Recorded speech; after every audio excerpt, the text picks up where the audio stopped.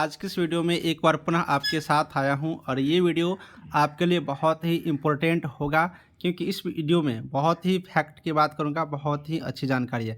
साथियों, आप लोग बीटीएससी 10,709 एएनएम के रिगार्डिंग अपडेट लेने के लिए हमेशा मेरा वेट करते रहते हैं, इसीलिए सभी को थैंक यू।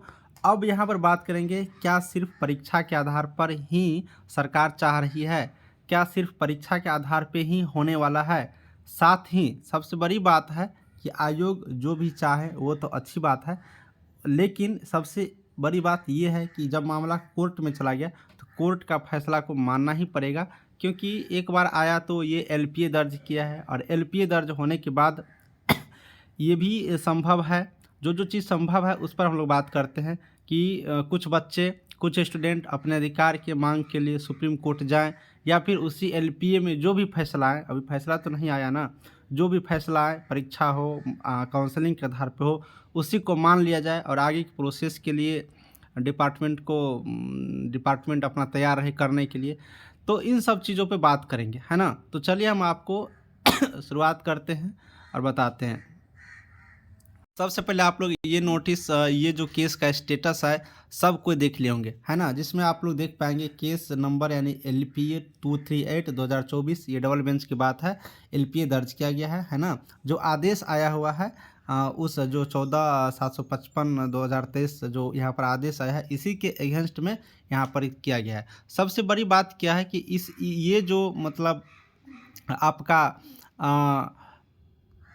एलपी है, ये कौन दर्ज किए हैं? क्या बीटीएससी इस एलपीए को दर्ज किए हैं या फिर क्या इस एलपीए को स्वास्थ्य विभाग दर्ज किए हैं? कौन किए हैं? इस बात को समझेंगे तो और भी ज़्यादा क्लियर होगा। देखिए, ये जो दर्ज किया गया, ये जो एलपीए यानी कि डबल बेंच में गया है, directorate of health department Bihar, यानी कि ये जो है हेल्थ डिपार्टमेंट यहाँ पर गए हुए हैं। किसके अगेंस्ट गए हुए हैं? तो थोड़ा सा आप लोग इस पर गौर करना। यहाँ पर देखिए, इसमें जो रिस्पोंडेंट है, मैं ये कैंडिडेट है, इसके बारे में नहीं जिक्र कर रहा हूँ। यहाँ पर देखिए बीटीएससी के बारे में भी यहाँ पर लपेटा है, यानी कि बीटीएससी के ऊपर भी ये रिस्पोंडेंट बीटीएससी को भी बनाया गया। जैसे कि नहीं कहते हो कि किस किस के ऊपर केस किया गया, तो ये हेल्थ डिपार्टमेंट जो है वो बीटीएससी को भी लपेटा है।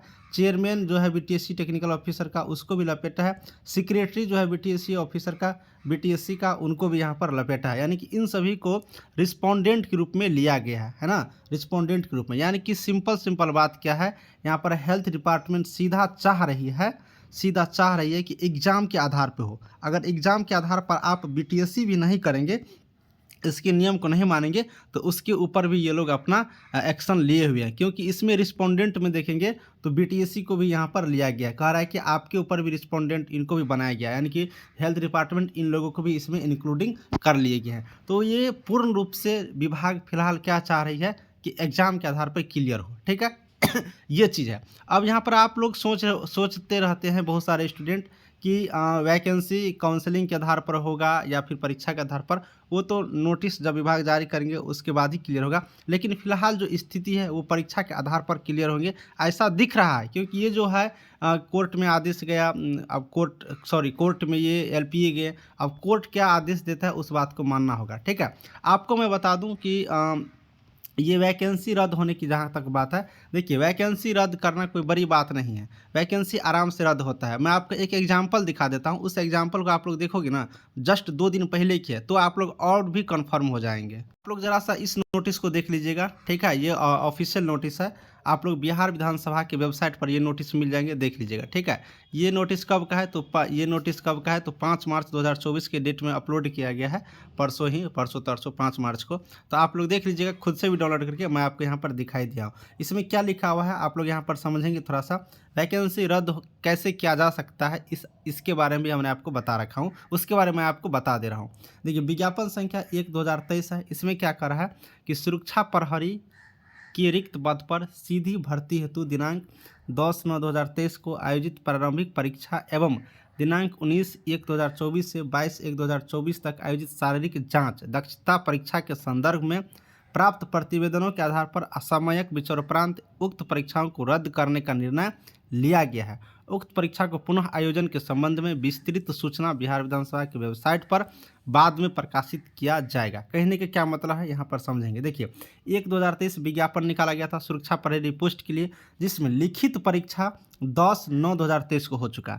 लिखित परीक्षा हो गया, उसके बाद इसका फिजिकल होता है, फिजिकल 19 से लेकर के 22 के बीच में हो गया। इसके बाद डीवी भी हो गया, डॉक्यूमेंट वेरिफिकेशन जो कहेंगे वो भी यहाँ पर हो गया। इसके बाद क्या होगा, तो फाइनल मेरिट लिस्ट यहाँ पर जारी किया जाए। काउंसलिंग वगैरह हो गया, फाइनल मेरिट लिस्ट का इंतजार कर रहा था। इसी बीच में यहाँ पर जो कुछ विचार होने के बाद इस वैकेंसी को क्या किया गया, रद्द किया गया। कब, तो 5 मार्च 2024 को। तो देखिए सारा प्रोसेस होने के बाद भी विभाग यहाँ पर चाहे तो वैकेंसी को रद्द कर सकते हैं, और आपको एक एग्जाम्पल के थ्रू हमने आपके यहाँ पर दिखा दिया जो 5 मार्च को जारी किया गया। इसलिए वैकेंसी को रद्द करना, वैकेंसी को पुनः लाना कोई बड़ी बातें नहीं है। ये विभाग करते रहते हैं। लेकिन यहाँ पर मैं ये कहने का कोशिश कर रहा हूँ, अगर विभाग चाहे हम वैकेंसी को कैसे पूरा करें तो वो पूरा कर सकते हैं, ये विभाग के हाथ में है। लेकिन कोर्ट का अगर जो फैसला आता है तो उस कोर्ट के फैसले को भी मानना होता है। ऐसा नहीं कि ये लोग जो चाहेंगे वही होगा, वैसा कुछ नहीं है। अगर कोर्ट यहाँ पर एलपीए में जो भी फैसला दे, मैं फैसला कैसे बोल दूंगा, क्योंकि कोर्ट की मामला है, कोर्ट देगी तभी ना। जिसके भी पक्ष में वो एलपीए आए तो वो एलपीए यहाँ पर हो सकता है। लेकिन संभव ये भी है कि एलपीए आने के बाद कुछ स्टूडेंट, जो भी स्टूडेंट हो, वो अगर सुप्रीम कोर्ट जाए या फिर नहीं जाए या फिर इसी को मान ले तो उस आधार पर होगा। इस सब चीज़ को देखते हुए अब वैकेंसी में विलम्ब होगा, है ना। ये चीज़ आप लोग समझ लीजिए बिल्कुल रूप से। 2 महीना होगा, 3 महीना होगा, इसका कोई गारंटी नहीं है, लेकिन बिल्कुल कुछ न कुछ अब विलम्ब यहाँ पर ज़रूर होगा, एक्स्ट्रा विलम्ब होगा। ये कंप्लीट जानकारी था, हम आपको पूरा कंप्लीट बता दें किस आधार पर यहाँ पर वैकेंसी रद्द भी हो सकता है, किस आधार पर एलपीए यहाँ पर दिए तो क्या चाह रही है सरकार। ये सारे बातचीत हमने इस वीडियो में किया है, ठीक है। देखिए एक बात और मैं बताऊंगा, पैसेंस की ज़रूरत होता है हर चीज़ में, घबराइए नहीं। जो भी होगा सच की जीत होगा, सच्चाई सामने आएंगे, क्योंकि कोर्ट में गया तो न्याय मिलेगा ही, ऐसा थोड़ी है कि नहीं मिलने वाला है। चलिए इसी तरह के कोई अपडेट पुनः आता है तो मैं बताऊंगा। फिलहाल ये है। एक चीज़ और देखिए क्या होता है ना, कभी कभी जब केस चलते रहता है उस बीच भी वैकेंसी यहाँ पर क्लियर हो जाता है। कभी कभी ये होता है कि अपना केस चल रहा है, वैकेंसी भी क्लियर हो गया, जब वो आएंगे केस का पूरा जजमेंट तो देखा जाता है। ऐसा भी कई वैकेंसी में हुआ है। तो ये नहीं घबराइए कि केस चल रहा है तो मेरा वैकेंसी रद्द ही हो जाएगा, नहीं होगा। मैं आपको एक एग्जांपल के थ्रू बताया हूँ कि विभाग चाहेगा तो होता है, ऐसा कुछ बात नहीं। जल्दी विज्ञापन को रद्द नहीं किया जाता है, वो अंतिम स्थिति होता है जब बहुत ही मतलब ये होने लगता है, तब उस स्थिति में किया जाता है। जैसे कि जेई का भी वैकेंसी देखे थे, विभाग यहाँ पर वैकेंसी को रद्द कर दिया था ठीक है ना। बीटीएससी ही इस वैकेंसी निकाला था, वैकेंसी है, लेकिन फिर सुप्रीम कोर्ट में चला गया मामला, तो सुप्रीम कोर्ट वहाँ पर स्टे लगा दिया कि हम सब कुछ पुराने चीज़ को चेक करेंगे, उसके बाद आप अगला वैकेंसी निकाल पाएंगे। तो ये जेई का मैटर अभी 2019 से फंसा हुआ है, अभी तक नहीं आया। तभी बहुत बातचीत है। अभी आप सबको, किसी को नहीं घबराना है, किसी भी संविदा हो, फ्रेशर हो, किसी को नहीं घबराना है, ठीक है। आपने सारा चीज़ देख समझ लिया। सभी को थैंक यू।